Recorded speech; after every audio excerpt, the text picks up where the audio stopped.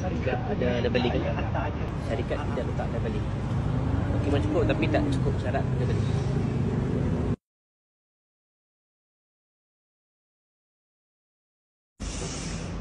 Hari ini kita dapat menahan beberapa buah lori, antaranya adalah sayur-sayuran daripada Cameron, lepas tu buah kelapa. So ada dua kesalahan yang dilakukan oleh mereka ni.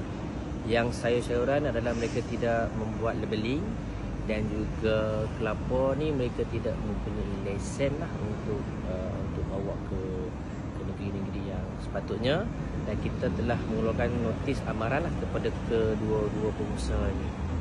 Terima kasih kepada pihak kerana menjalankan penguasaan ini di Tol Juru pada malam ini. Terima kasih banyak PJRM, Farma Pertanian dan semua agensi Makis.